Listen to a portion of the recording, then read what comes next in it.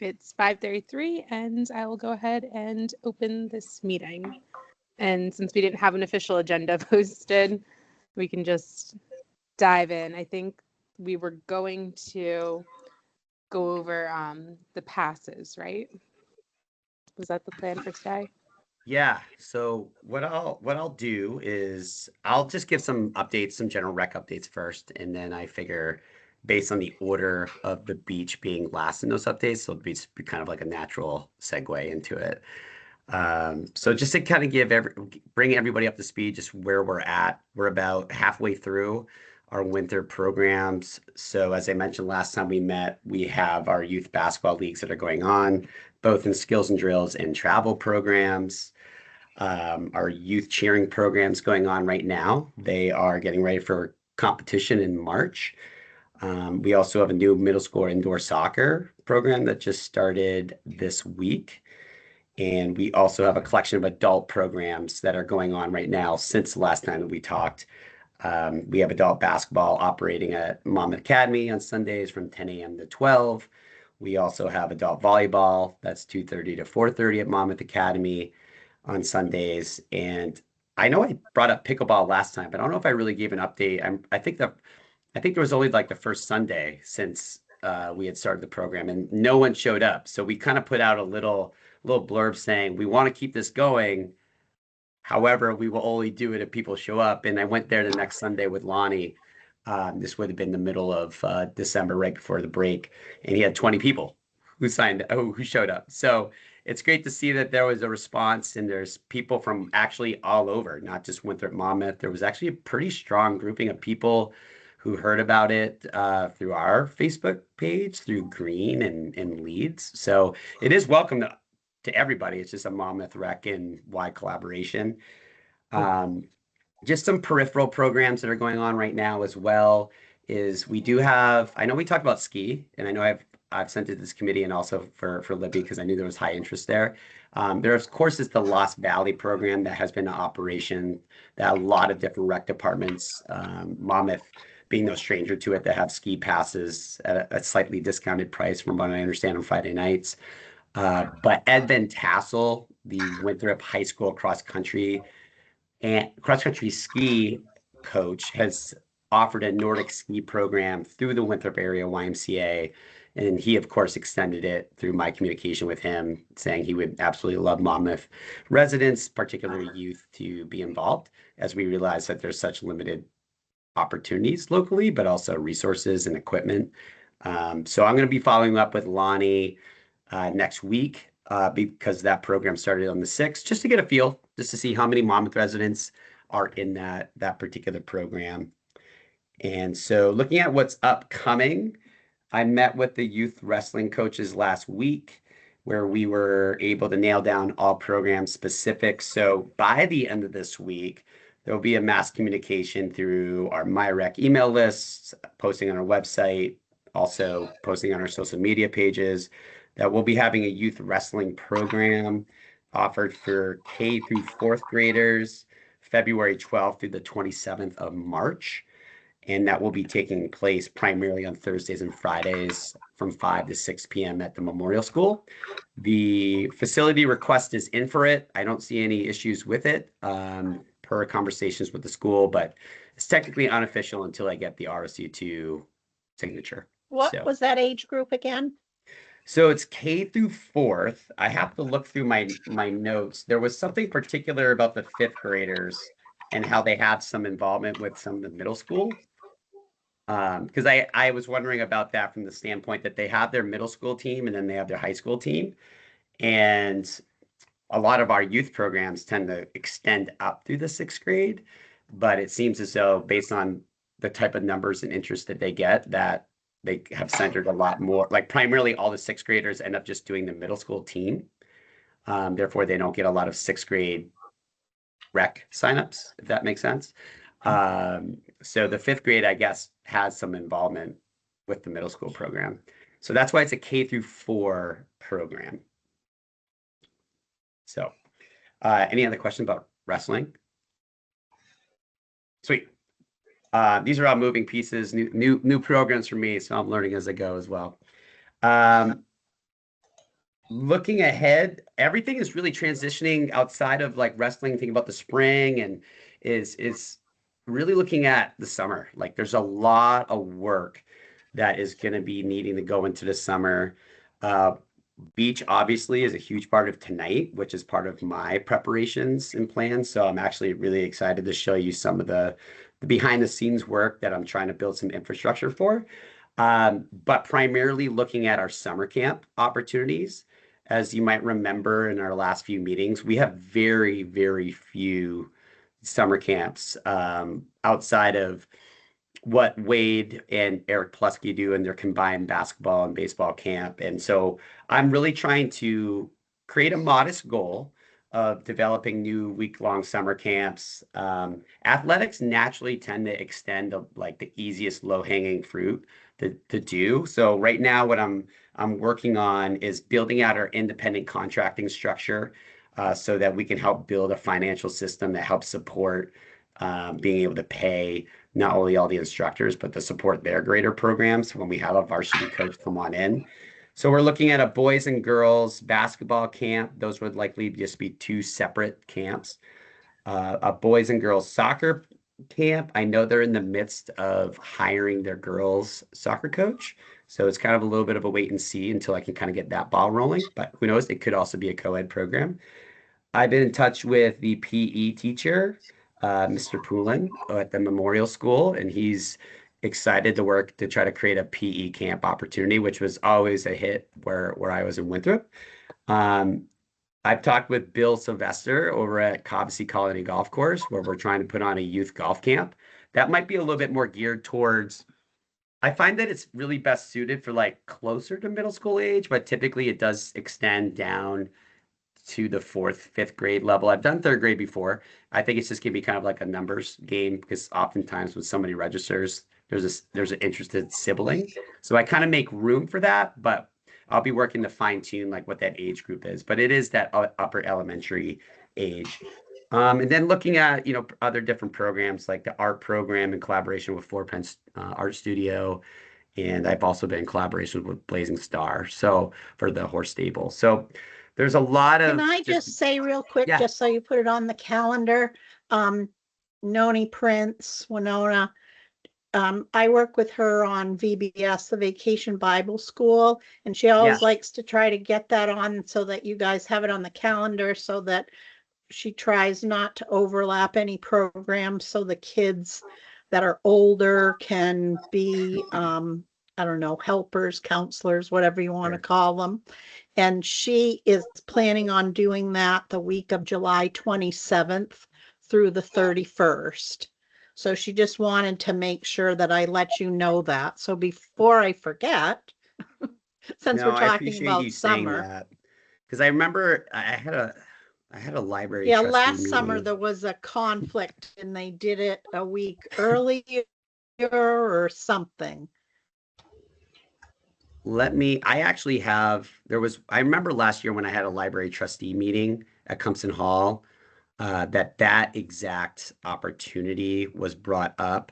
And one thing I told them I would do the very best that I could to streamline, because it sounded like Wade and Eric's baseball basketball camp happened that same week last year.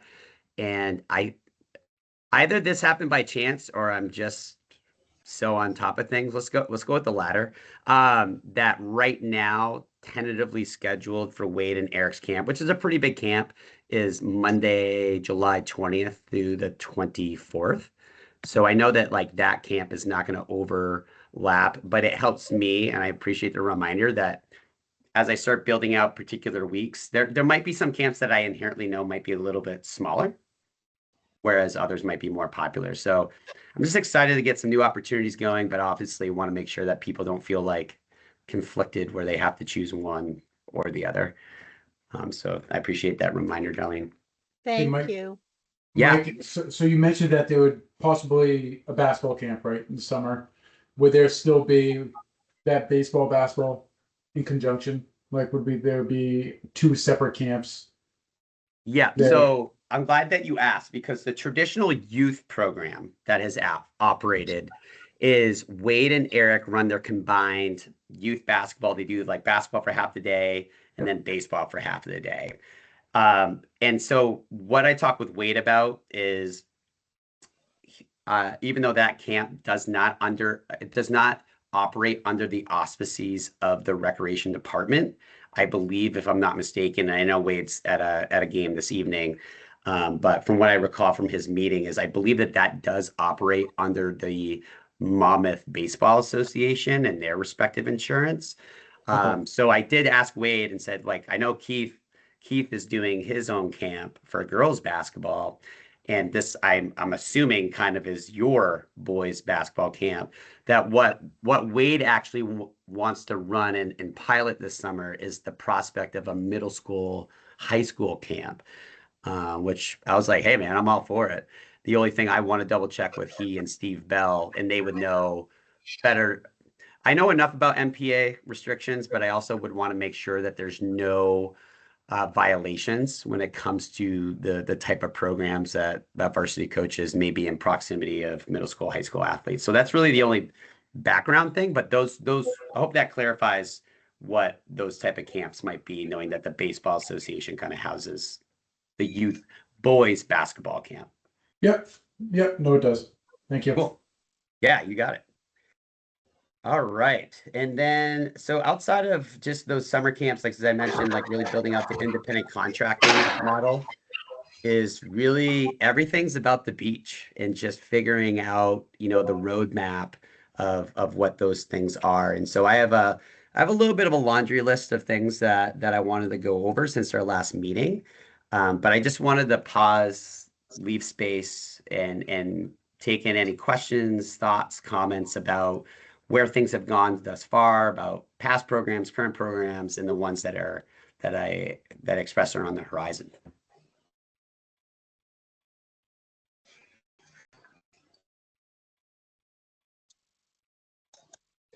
This is the beauty of. Oh, Tom, did you have something? Yeah, I was just hoping to get a quick overview of the last Sure. meeting in terms of what we did with the beach ordinances, and was there any substantial changes? I didn't see a whole lot. So before hopping in, I'm going to assume that everybody's all set with questions about previous programs. All right, sweet. So happy to hop right in and give you an update for you, Tom, and others who might be on this call. That I'm trying to remember if there was anybody else here. Was it Libby? Were you able to attend our last meeting in person? I'm trying to remember. I was not at the last one. Okay. So I would say that there isn't a whole lot of changes, particularly when it comes to the ordinances themselves. That was the wealth of what we discussed in our meeting. There were some notes that I'm putting in there that I had that are kind of background that I'm going to be talking with Justin and various groups around. Like I know Travis asked about ecological standards and my ability to just work with our local inland fisheries and state departments to make sure that we're just satisfying all the different standards that we need to. One of the things, if you do have a copy of it, I know there's an electronic copy that was sent out. It just might not have the updated notes that were marked in the minutes that Darlene has. Is, we just really walked through a lot more of what the emergency protocols are and the different statutes as it relates to residential usage and non-residential usage. That was really the heart of the conversation, because right now there is no financial infrastructure and or provisions that state that if you were to use our beach, that if you are a non-resident, that you have to pay anything to use the beach. And we recognize as a committee that not only is there an opportunity for revenue of the town for non-residents to use the beach, but that also helps to create a financial system for us to know what type of programs and services, but also staffing infrastructures are going to be needed that could be supported by revenues collected from that exact usage. So right now, residents of Monmouth, they are entitled to use the town beach for free. Also, non-resident taxpayers, so those who are ones who own land in Monmouth, they are able to use the beach at no cost. And so what we've been working on is taking a lot of documents at least for right now, that have been utilized from the town of Reedfield, because our rules that are posted down at the beach are all adopted from the town of Reedfield. The town ordinance document that we went over was an updated version of that to basically meet Monmouth's definitions. And so what I've been naturally doing, and I'm very attuned to the town of Reedfield as it is, knowing their town manager and their fellow rec coordinators, and also as a former director at Camp KV, which is on Maranacook Lake, right across from their beach, as to how they operate. So one of the things that I wanted to go over tonight was what the beach application looks like that outlines what the fee structure is, while also going over how that will actually look in as a drafted version for how it would be rolled out this summer. So before I show some documents and go over into like the nitty gritty details, I just want to open it up to the group as far as things that stood out to you in the ordinances itself, or anything that might be good that I didn't comment on, just trying to give an overarching view looking at the ordinances themselves. And I'm going to try to like wave, like we have a brand new like LED system, and I feel like they're on automated system motion sensors, and they like are naturally dimming. I don't know if you can see that. I just don't want it to go dark. I am a naturally like physical, like, kinesthetic person, so that could be easily confused.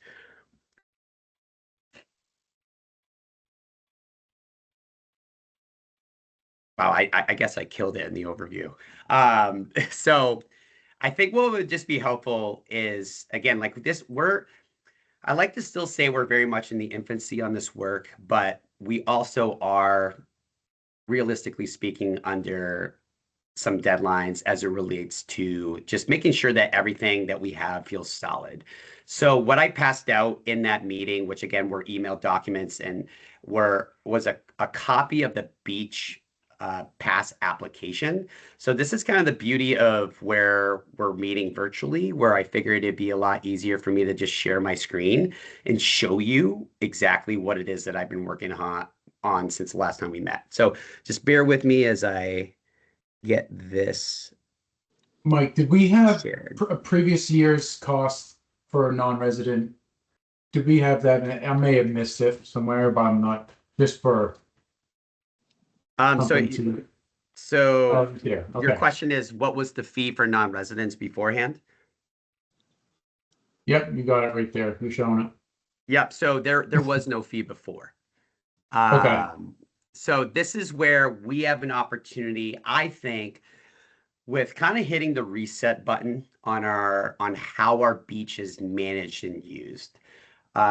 So I feel like there's, again, a few buckets of conversation to talk about. One is our budget as it relates to staffing infrastructure this summer, which I'll get to, particularly when it comes to having beach attendants who could actually execute the processes of how this application is going to work, both at the beach when you have physical attendees, but then also a separate infrastructure where I'm going to need to have a physical application available for people to go to the town office. So I'll comment a little bit more of what that means in just a moment. So what I have here is I basically took Reedfield's pass application and updated it to reflect what we're potentially looking to do here in Monmouth and some information that we would seek to collect. So just kind of giving you the overview, and this is a one-page document, is outlining that resident passes, as you can see, it's free for the 2026 season. The only thing I need to update in here is I want to actually update the dates of what that means by season. The town of Reedfield just says annual. And I do think it's important for us to specify what we're actually outlining use for people to utilize the beach, because I feel like when we say annual, even though our beach might not technically be staffed throughout the course of, the fall, spring, and winter, because it's just an open public beach at that point, that we are giving a confined structured period that people know that from June 15th to August 21st, which is a 10-week span, that $100 fee covers those 10 weeks. And what that does cover for non-residents is it includes, as you can see, it's notated here, but I'll just read, includes couples and their unmarried dependent children, 21 and younger, living in their household, and grandchildren. So again, that's a provision that is very consistent with what Reedfield does. The structure financially, it sets up to be like, why wouldn't you just pay for the $100 up front based on how the rest of it is really structured? So when you look at a day guest pass, it's listed as $5 per guest. You can have a maximum of 10 guests. And so you figure if you're just going to keep on paying, it behooves you to consider another avenue, for that's going to give you more bang for your buck. And then the week guest pass is $20 per guest. And that might be more conducive for a non-resident who's just visiting for a week, and it ends up being less than $100. So this is very consistent with what the fee structures that they have. And then you can see that this line where it says non-residents must complete this section. This application in a nutshell is really just for non-residents. That's really what it comes down to.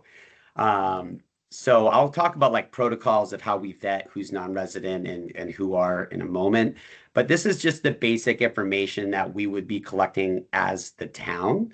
And so just all your basic information, such as like demographic information, your license plate numbers for the vehicles, who the person is that's responsible for the actual purchasing of the permit, the people who are going to be utilizing this under that responsible person. And then it just goes in. Yes, go ahead. So this looks great. The one sentence I'm questioning is I'm a legal resident of, under license plate 1 there. Do we really need to know where they're a legal resident of? I don't, given the current political climate, I don't want people to feel uncomfortable. I don't think we need it. Okay. I was gonna wait till the end, but I feel the cost is actually a little high for the day passes. I mean, these are almost on par with how much you pay to go to the state parks, and the Monmouth Beach is a lot smaller. So I personally would lower that day pass to like $3, but that's just a thought I've had. Yeah. Because we want people to still be able to afford to use the beach. We don't want it sitting completely empty because we've outpriced it for non-residents. For sure. And I think it's good to know, again, like this is very much a working draft.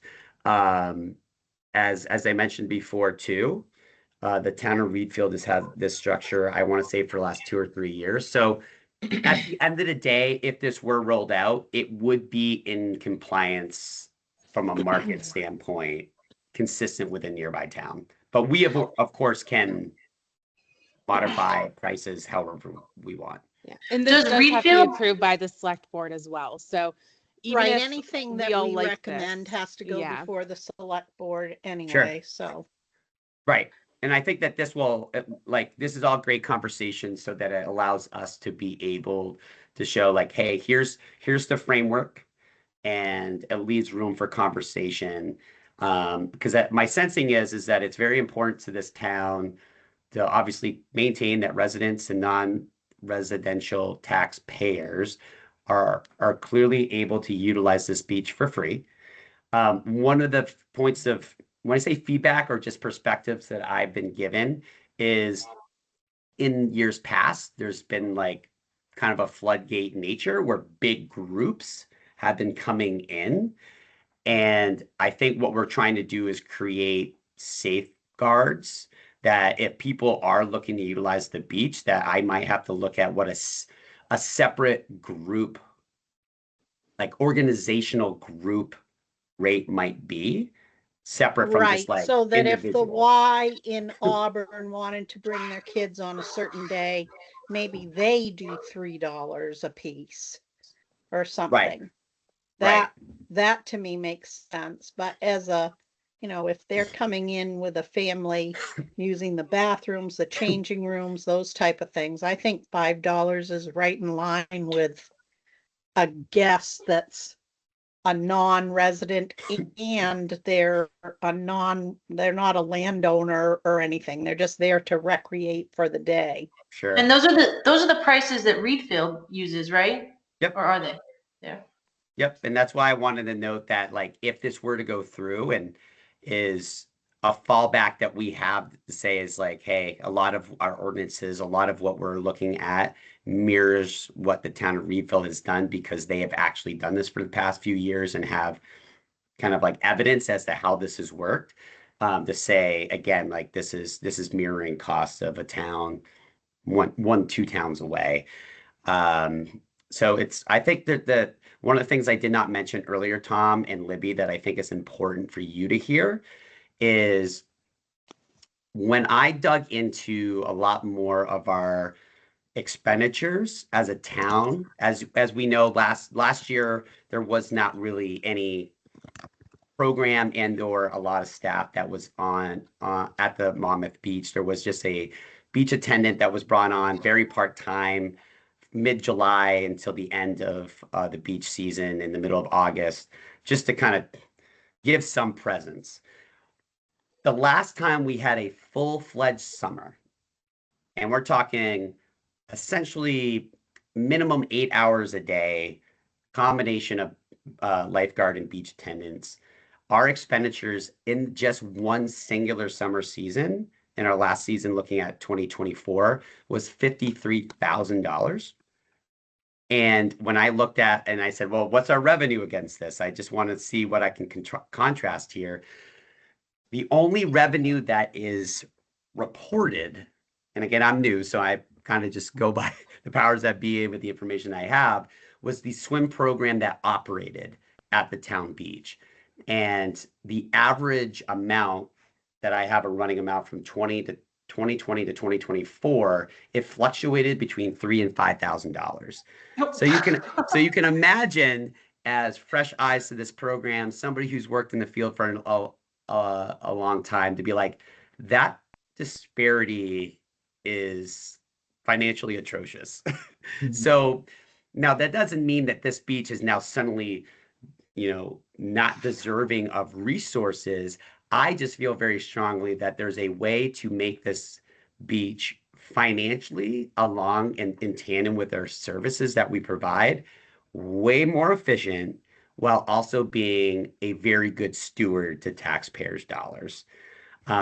So I hope that for you, Libby and Tom, since you didn't get to hear that. Yeah. No, that's really important. Yeah. So Yeah. that's also the reason why, when we start thinking about how can we make the rec a more of a self-sustaining entity, where we're always going to have, for the most part, allocated resources from general funds that help support aspects of the program, such as salaries, wages. But how can we make our programs self-sustaining? And would this money go into like this separate account that we talked about to make it more for the rec? So there's two comments I'll make there. One is, futuristically, the answer to that is yes.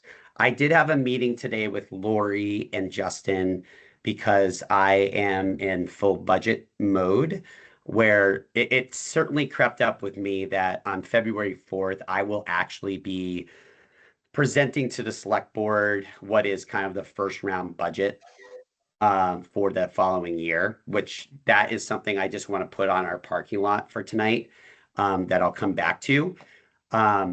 So the second part of that answer is that when I talk with Justin and Lori, and Justin is a very big advocate, I know Kayla and Darlene, we've talked about this too, when it comes to trying to potentially look at creating an enterprise account, which helps to kind of keep all revenues for the rec more in-house.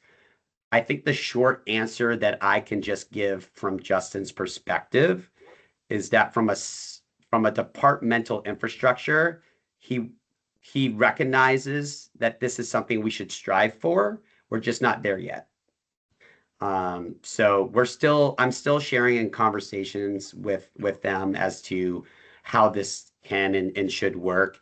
I think we're naturally in a place, especially with me being new, getting in through a full year, getting a full scope of what our true programs are, what our true expenditures and revenues are, and also needing to go through what I think is a very critical but yet very learning-based summer to really understand like what is the true scope of what this department is operating, and then be able to very tactfully and tangibly strive towards how can we then with our assertions and budgetary numbers to make it a lot more forecastable within an enterprise format. If hopefully that all makes sense. Does that answer your question, Libby? Yes. Okay, it's very much, it's not a new conversation in the sense that we've talked about it before as a committee, but it's still very new in navigating what exactly does that look like to make sure that if something does get moved or streamlined, that it gets done in a way that like makes our business managers' life very easy. But then also for me internally creating those management systems. So any other questions that are at the tip of people's tongues that I want to leave space for? Because this is all great feedback. Where we left off, it was about not necessarily needing to have the legal resident of, as you can see, this is all happening in live time. Look at that. I will update other things, as we go. But again, this is just utilizing what Reedfield has. I think it's important to still have like some provisions that's part of this. How much bigger than our beach is Reedfield's beach? I'm just concerned that our pricing structure is way too high. I know that Woodbury Pond is very similar to our beach, and it's $3 for adult and $2 for children. To me, that's something we could consider doing, because it's also if they're under 5 or if they're like a veteran or a senior, they're free. Right. Where's that beach located again? It's in Litchfield, so it's very close. Do they have a lifeguard and everything?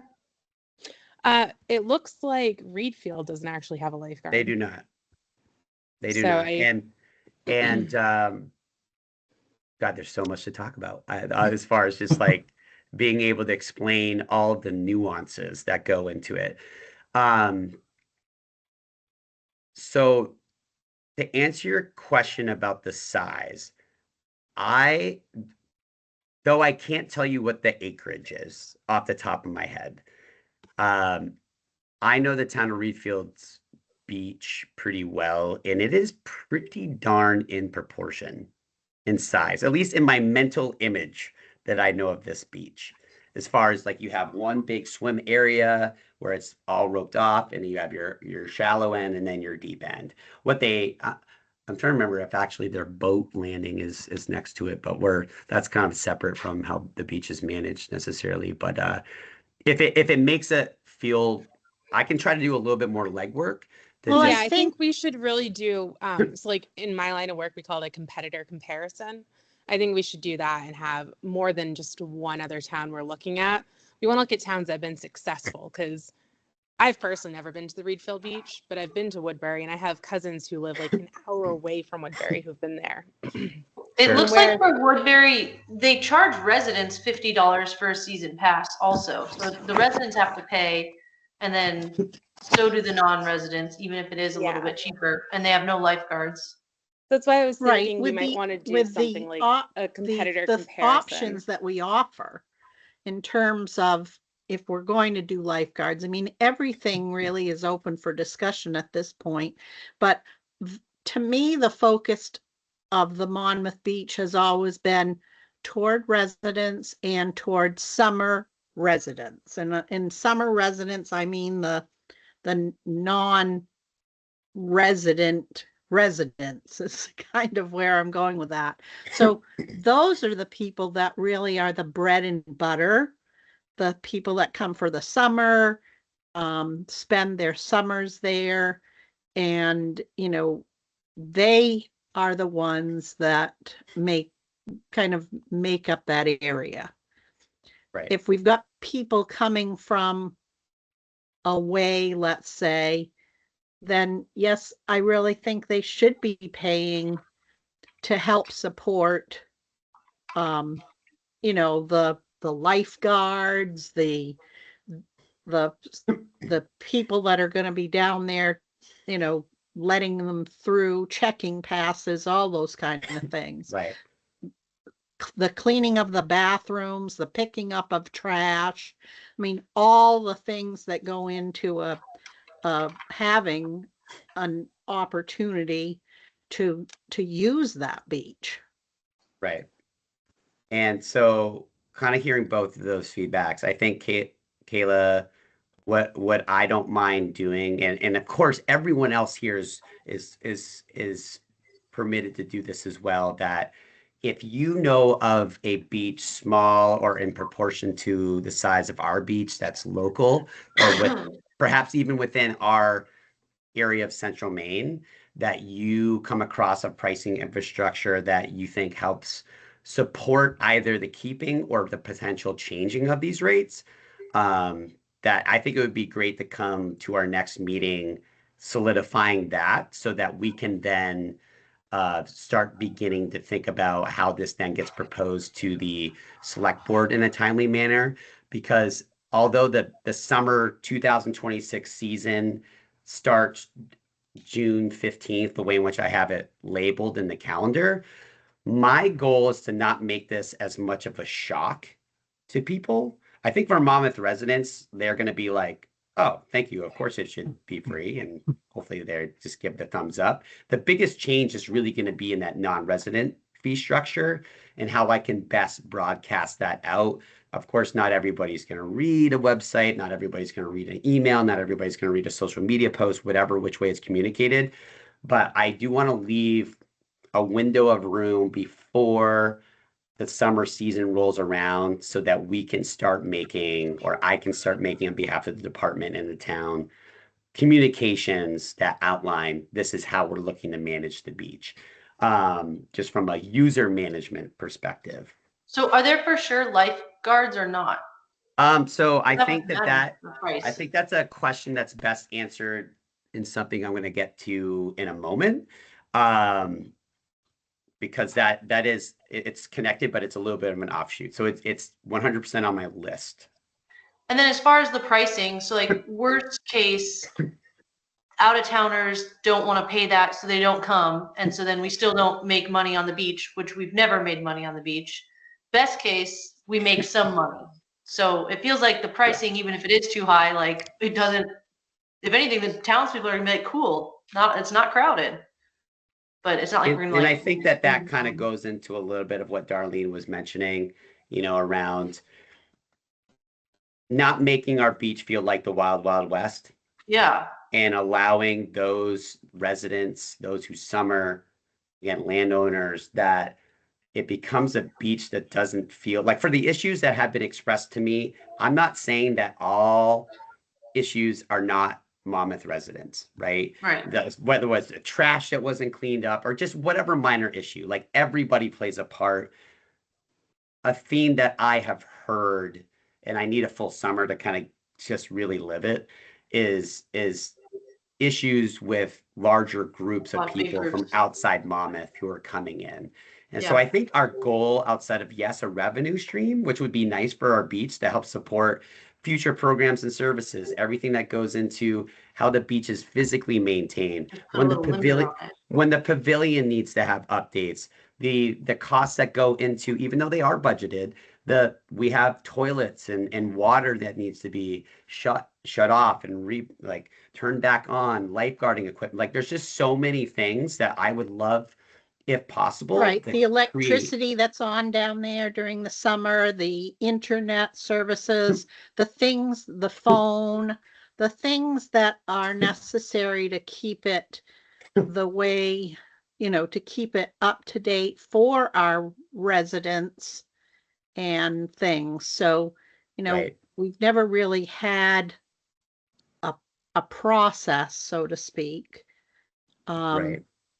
So, it's all it's all new with the beach ordinance. Right. And I'll make this I think one comment. Travis has been trying to say something for a little bit. Yeah, I was literally just going to say, I'll make this last comment so that it kind of ties in everything. And I was just going to throw it right to Travis. And I think, remember how we were talking about this enterprise account, Libby, around how we are striving for this? this is a measure to try to work towards that. And well, again, we might have resources that do become allocated from the town. An overarching goal potentially is to ask less from the town. If we're able to create an infrastructure that helps to support a sustainable structure within the umbrella that is the rec department, if that makes sense. Travis, you've been incredibly patient. I'm going to kick it over to you. I just a question with your contact with Reedfield. It'd be interesting to know, since they implemented their cost structure, if they had seen any increase or decrease in usage. You know, for instance, I know if I were to go somewhere and show up and it's a surprise, $5 per guest, you know, for that one-time use, I'm going to pay it. I'm already there. But do we see reoccurring usages after having already paid it? You know, some people might be deterred to go again. So it'd be interesting to know if there's any data behind, you know, before we implemented the cost structure. What was it? The year after we did, then the year after that, you know, is there anything there, I guess, that could tell us what we might potentially see 1 to 2 years down the road if we implement this? It's just kind of something else to look at. It might be helpful to, you know, maybe we need to be flexible with the pricing, but yeah, like, and maybe instead of doing per guest, do like per car. So like, because then that also encourages people to carpool because there's not a huge parking lot there. So maybe that's an option instead. Sure. Or have stratified, you know, if they're a kid this age, they're not going to be the full $5, because I know a lot of people, if they saw $5 for their kid, they'd be like, we'll just find a different beach. Right. So maybe it could be, you know, how it shows here in these includes couples provisions that under the guest passes, that it could say $5 per adult guest, any children under the age of, you know, 12 are permitted at no cost, you know, something along those lines. Is that what I'm hearing, Kayla? Yeah, and in addition to like the I car, think it'd be helpful if we did a comparison chart. And I liked Travis's idea of looking at, you know, how this has impacted repeat visitors. If they have the information available, right? It's just a simple question. Do they have the data available? If so, can they share it? That'll be, I think, just something good to compare. Right. And that is one thing that I don't have at the ready, and it's never going to be perfect, right? Because not like, and when I look at like 2026 summer season, just looking at Monmouth at our end of the table, we're only going to have a snapshot of I would really love for beach attendants or whatever staff is down there, but I think it makes sense for beach attendants that in the times in which they are scheduled, whether I have to buy them those little clickers or whatever, that they chronicle in a shared spreadsheet that just says, this is how many people showed up today to use the beach within these hours. And one thing, without trying to drive myself nuts, is like, I know it's not going to be perfect. And I know that we're only going to be able to likely, and still some nitty gritty details that I'm still working out, is like what the true hours of coverages are going to be as that relates to our budget. So of course, there's always going to be users outside of a permitted time in which I have staff, but at least we will try to create a system that allows us to just get some data so we can use that to make like evidence-informed decisions, to be able to say, like, this is working really well. Try it for the season and we can redo it next season. Right. So let me just show you, and I'll email this beach application, and I'll try to tweak it a little bit so it has some updated things. So this is what I would make available online, just for reference. The goal of this would all be, when you start thinking about like, how does this actually look separate from the let's table the conversation about hours and beach attendance and the budget that goes into it, because I'm keeping mind of what the time is, but I really want you to capture tonight is how I see this rolling out just from a system perspective. That what I've done or I'm beginning to start to play with is I've tried to move this, and I'll be honest that this is live on our website. I don't think there's any other way I could cleanly like show it and my management screen. So I'll be taking it down tonight. Is my goal is that on our website right here, if you're at our home website, when you click, I believe it's programs, we have a store function. So most of you know that if you sign up your kids, you're clicking this program function that shows all the things like basketball, cheering, etc. So we have the store function, and as you know, we have our kayak storage, and this basically just goes over what it is, what the rules are, and then when you get all the way down here, it's like shopping online for anything else you've ever done. It just goes through what the price is, what the quantity you're ordering, and then it goes through the actual online purchasing prompts that everybody just knows in today's purchasing world. So what I've done, and I'm not married to it because I just don't think it looks as clean, but I'm just want to give you a snapshot. What I've basically done is created what this would look like. I have to call my rec to see how I can just make it be the expansion of the full mid-size of the screen. But it outlines everything that's on that beach pass. Basically saying like, here's our dates, here's the cost for an seasonal pass, and then the weekly guest pass, and then some provisions in here when it comes to what non-residents need to do to fill out this information. So underneath here, you have the online way of paying for that. So the value of what this site is for when people physically show up to the beach. And what I mean by that, as far as why that's relevant, is I've made it very clear, at least I feel that I have over the course of our meetings, like the days of collecting physical cash and check on site in the field, I want to be done. And I'll leave that there because I just think it's the best practice. So when people show up to the town beach, I'm not non-resident for more so in this scenario, is that with a beach attendant on site, what I want to have out there is the listed rules that we have reflecting the structures for residents, non-residents, but then having a sign with a QR code that streamlines it for beach attendants to say, oh, I see that you're coming in from Lisbon. Have you had the opportunity to either read our new rules for non-residents or maybe even have already paid and show proof of it? If they haven't, then this gives that beach attendant the opportunity to say, we only accept electronic payments.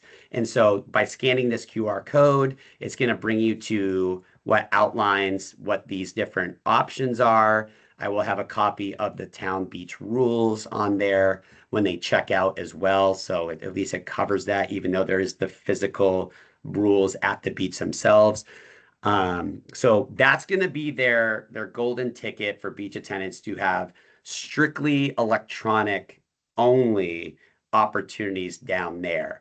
Now, on the other side of it, what I'm planning on doing is, again, it's not all going to be perfect. I've tried to navigate that question of like, well, what if somebody shows up, they say, I don't have a credit card and I'm looking to pay by cash or check.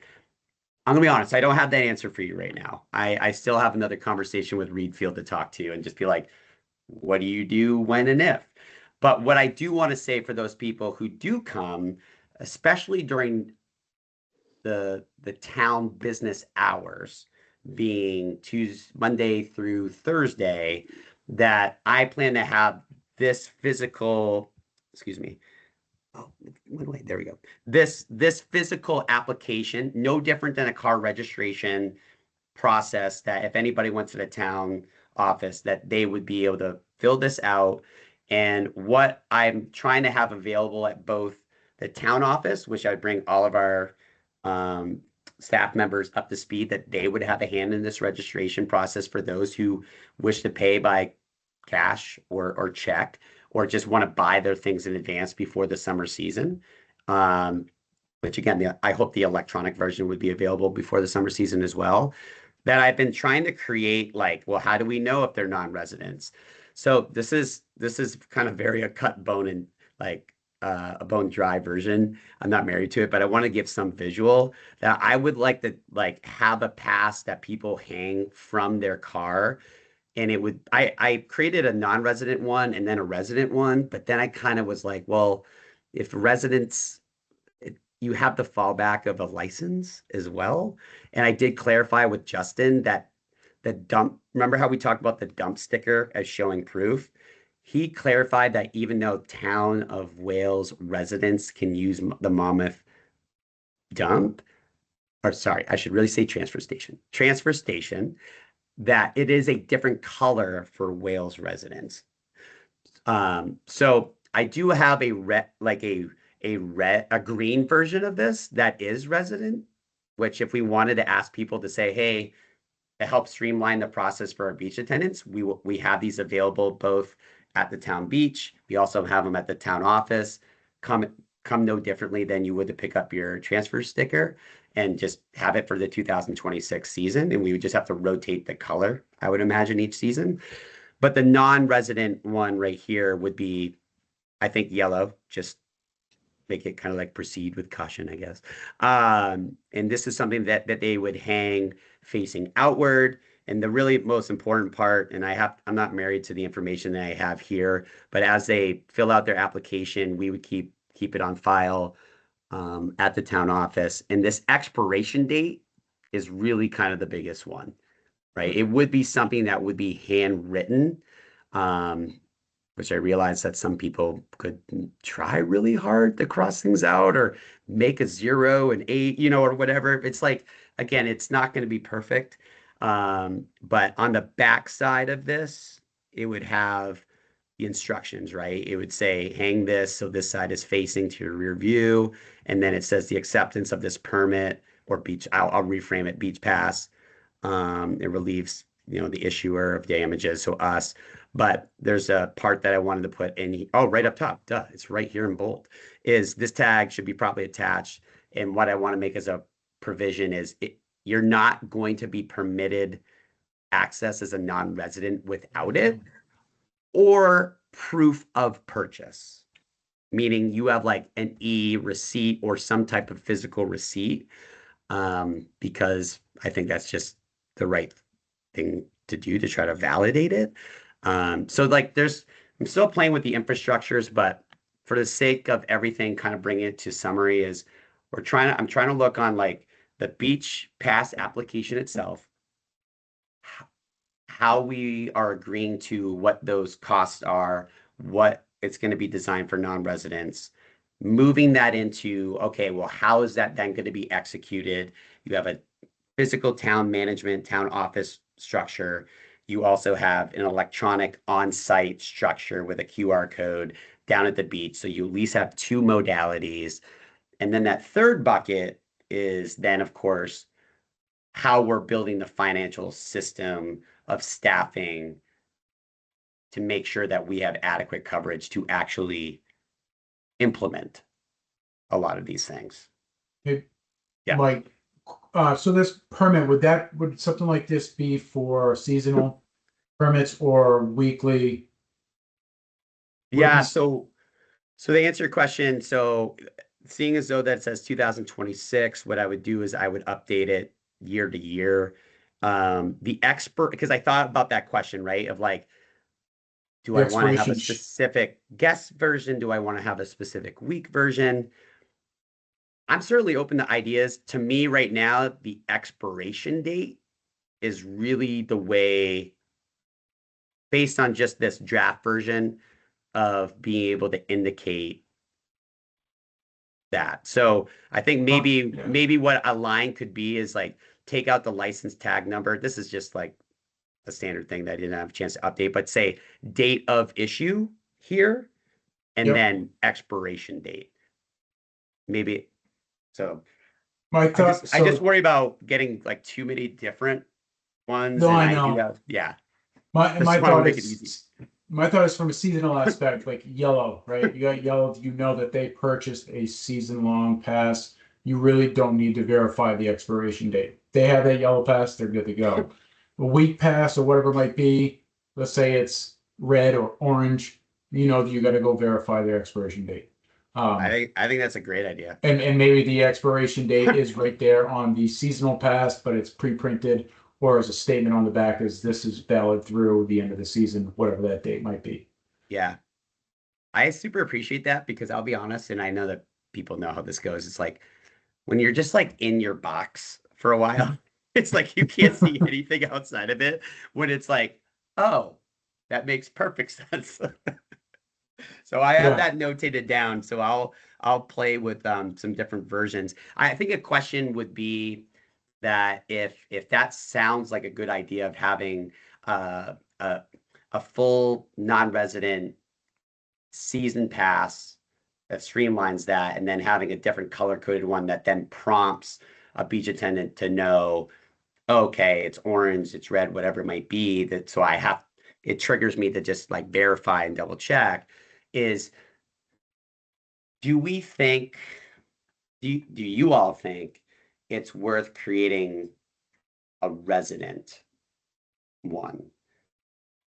I could see it going both ways. And again, it's just like easy I think it would be easier for some of the people that work down there just because they will get used to people, but you don't know. I mean, we used to know everybody that lived in town, and now that's not the case. You don't know. So because I think again in this year, I still like to call it, I fluctuate between year 0 and year 1. This is summer year 0 for me, I guess, is that what we do now, as much as we try to do our best to make the collective decisions that we think if it makes sense to us, I like the hope that it's going to make sense to others, even though it will be new, that I do again leave that space that we might get to the end of the summer season and be like, we need more, or like we actually kind of need less. And I think for what we're talking about right now, like it's not going to hurt to have a resident pass created. And I think Monmouth residents are going to be like, as long as they know it's free, I think they're going to know like, oh yeah. There's a cost associated with printing the pass though. And that does impact the admin budget. So I just want to throw that out there. Yeah. It's going to be a very tense budget season. So we really don't want to be driving up the budget more than we have to. Right. So there's this like draft for this version you're looking at is more or less like a little bit of a thicker than what your printing paper is copy. And so I think if I looked at it, if I ordered 200 of these passes, again, they're thicker. I want to say that the amount, maybe it was 250 I put in. It was like $190. Now, the thing that I think is relevant for you on that budgetary question, because I totally respect it, is I have money either in my recreation programs line, but particularly our supplies line, that would be no issue. As it would not, let me reframe it. It would not place any increases anywhere in our current budget and how that looks to what the 2027 budget is. Well, and if we had to buy paper and print them at the town office. Right. I mean, these are custom made. People are used to using dump passes. I would personally stick with that. Or if you don't have your dump pass for some reason, you can show your car's registration or your license. I personally just feel it's a waste to print them for residents, and it's just it's wasting resources in my opinion. That's not something that we have to have. I know I would probably lose mine fairly quickly. I usually do a lot of stuff digital, but and I know for a lot of people they might be like, why would they print this and we have a dump pass? Well, so I suppose my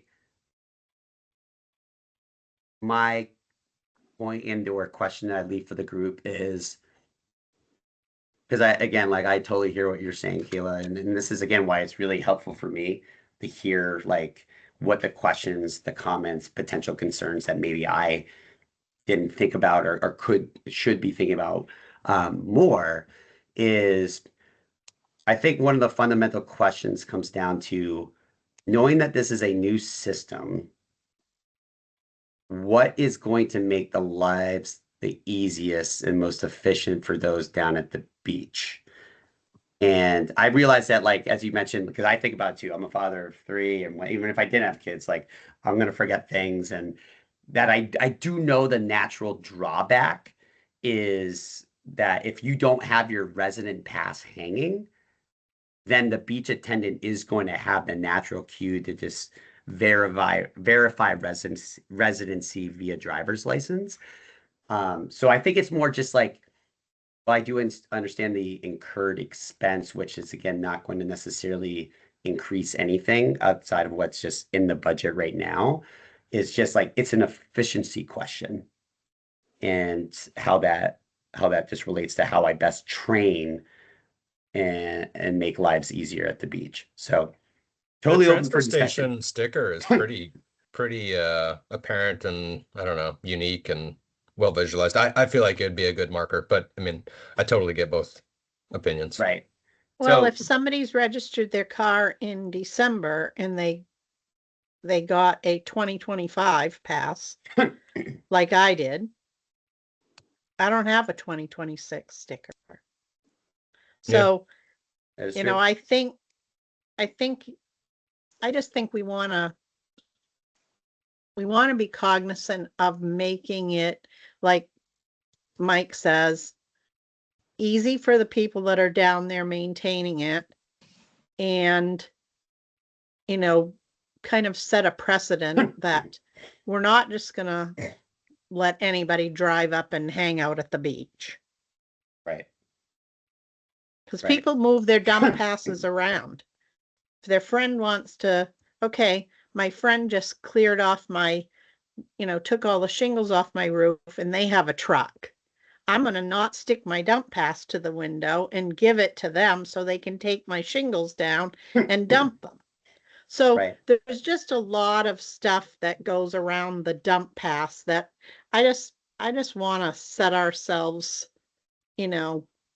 up for success, not necessarily, because we can make changes. If we don't like it, we'll change it next year. Well, and Right. I'm speaking as a select board member. I'm concerned that if certain things are in our proposal that other select board members aren't on board with, because we are really trying to tighten things up after the revaluation and how much angst and strife there was, I wouldn't be surprised if a few people said, no, you have to go back and readjust it.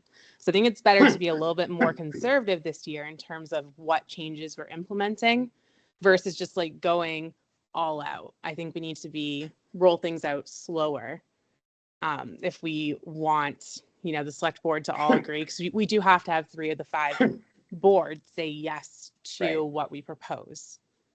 And So we want to keep that in mind. for sure. And I think maybe 2 points here might be most relevant, and I don't think it's going to be able to be fully dissected in the 9 minutes that we have left, is, as I mentioned before about the efficiencies of the beach, I do think that there is some scope to bring into about how we are making that $53,000 expenditure way more efficient.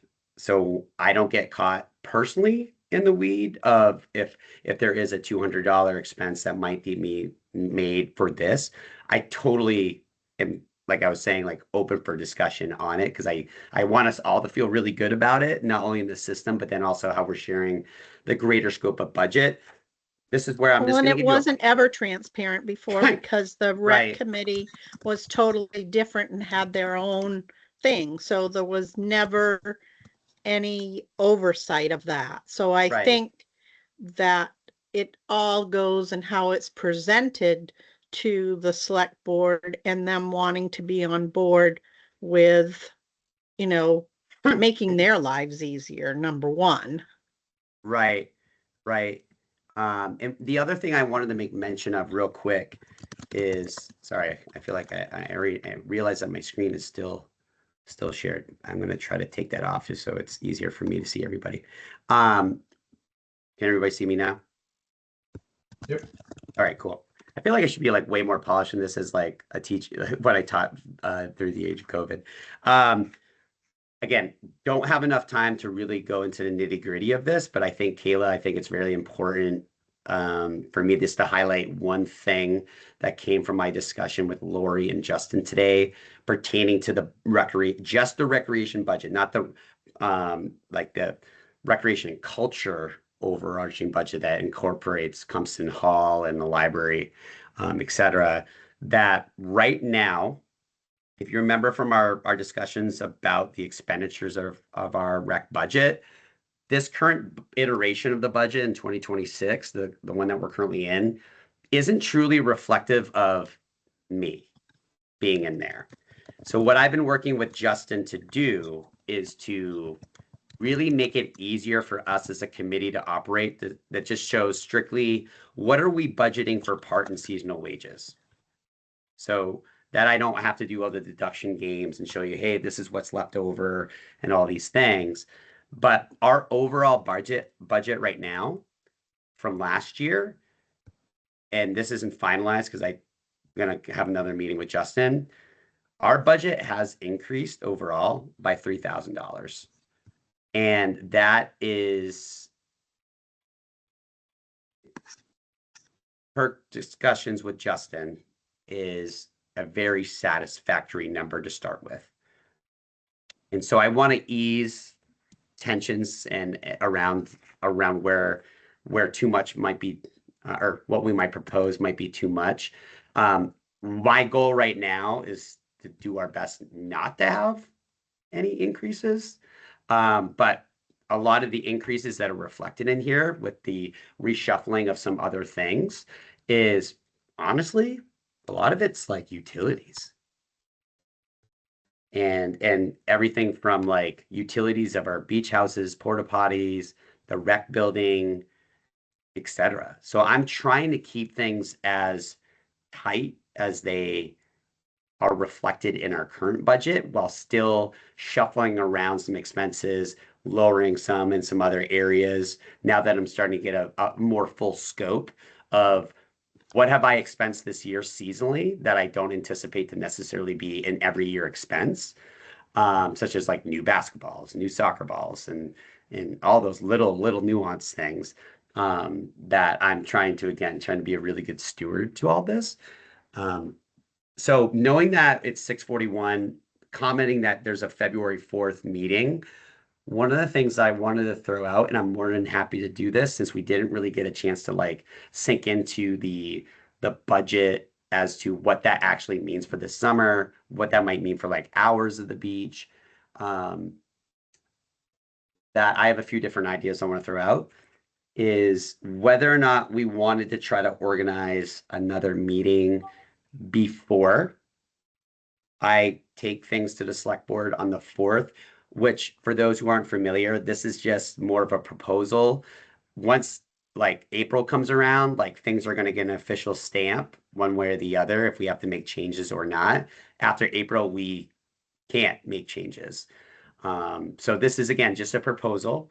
So I'm happy to meet before that.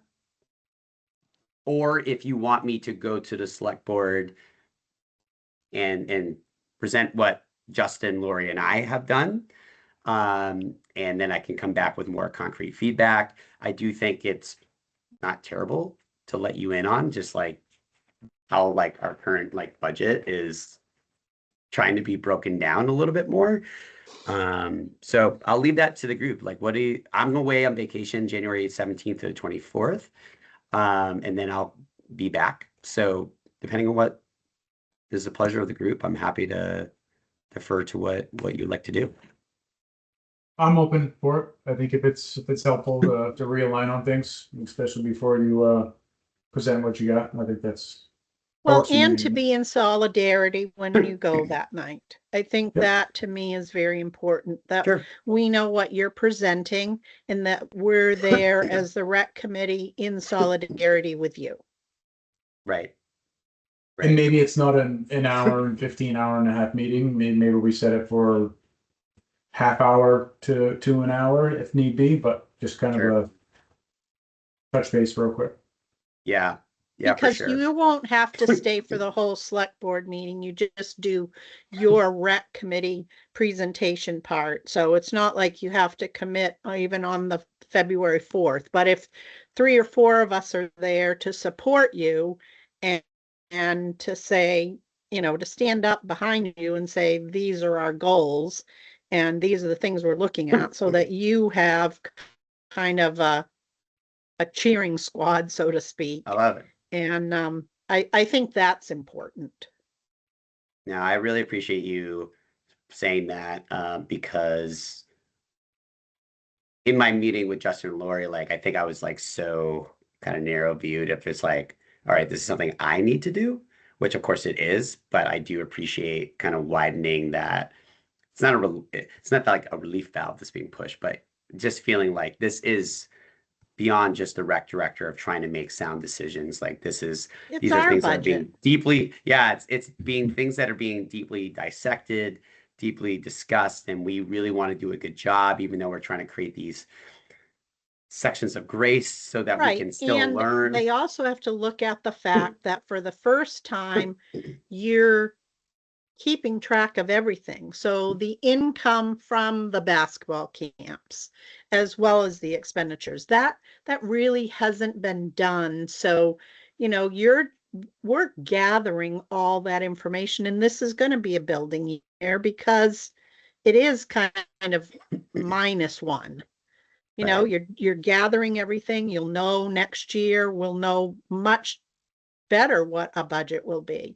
So Right. going into it with that thought that, you know, this is how we're going to present it this year, but knowing it can change and be totally different next year. Awesome.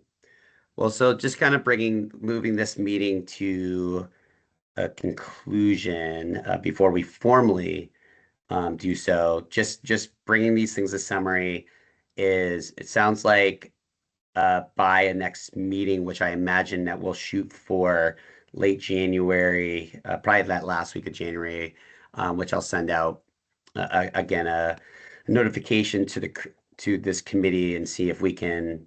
I guess you would call it kind of an emergency meeting, I guess, and pinpoint what that might be via doodle page. Sounds like there's desire to get beach comparisons for pricing, which again, if you have a beach and that you already have direct contact with, like Kayla, I know you mentioned Litchfield. If that's like an easy inroad, that it might save all of us or even myself some time for over communicating to one town, or you just want me to do so, like I'm more than happy to do it.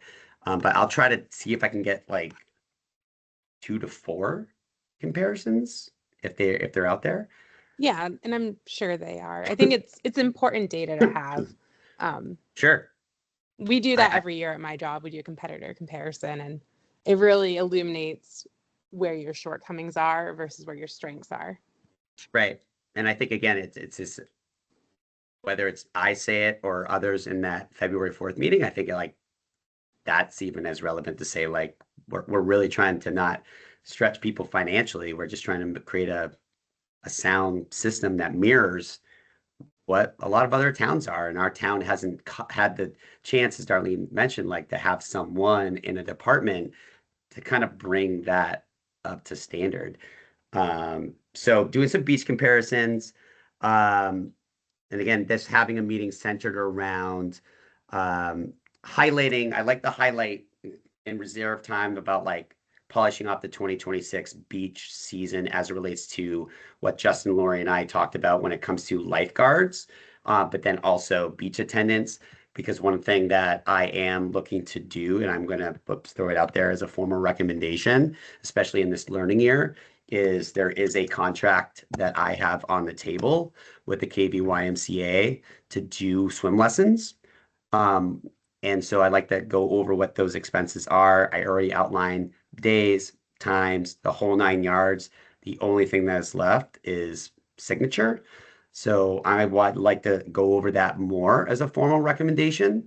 So everybody just knows what that is. And then also looking at the entire, when I say the entire budget, giving you a snapshot as to what I walked away with Justin and Lori today. Because we shuffled some things around. There are some new line items as it relates to trainings and different subscriptions and whole 9 yards. We're really trying to break it out a little bit more categorically so people understand what makes up this budget. That was a lot. We covered a lot. I don't know about you, but I'm looking at time. Granted, I'm in Monmouth right now. I'm in my office. I'm probably going to pop over. There's a girls rec practice, so I was going to try to just say hello. But any other things that people just wanted to share before we get ready to wrap up? Mike, this is a totally nitpicky issue, but in terms of streamlining things for the beach attendant, if we can make that electronic payment system super easy so that, there's not 6 cars lined up, I think that's important. One of the things about those online forms is if you have to register and log in and create an account and all that stuff, it takes time. So to the extent that can be streamlined, I think that's super important. Yeah. And I think that I'm going to sit on it and think about it. It might not be originally in my mind as in, oh, they're at the top of the road and they're catching people in. It might just be hey, this beach attendant in this shift, their job is to be kind of near the pavilion, closest to the parking lot where they can visually see people come in, let them comfortably park, and then be able to say, yes, this is, greet them, ensure that you have the proof that you need to. Because I totally hear you. I'm thinking Saturdays and Sundays, which again, I'll save that for a future conversation. I do understand when you do have your highest usage, especially when the weather supports the reasons why people want to use the beach, that we want to make it as easy as possible. Sweet deal. Well, I appreciate everybody's time. I know we have to formally conclude, but I just want to say thank you as always for just being a sound ear to me and providing very valuable feedback as residents as well, to make sure that what I have in mind fits what the community wants, and that will always be my focus. And I feel like we're just chipping away one thing at a time, and I'm excited to just continue to do so. And that way, when we come back to this conversation, hopefully in a year's time, we're gonna be wow, we've really done a lot, and we'll know what we want to change and improve upon. And Kayla, I don't know if you got a lot of dog action going on in your window or not. I heard a lot of noise there. Oh yeah. I have a lot of dog action, but they finally settled down. All right. Well, Kayla, I'm going to turn it over to you to formally conclude things. Yeah, can I get a motion from someone to end the meeting? I motion. I'll make Perfect. and I'll second it. And we're good to go. Have a great night, everyone. All right. Thanks. Appreciate it. Thank you, everybody.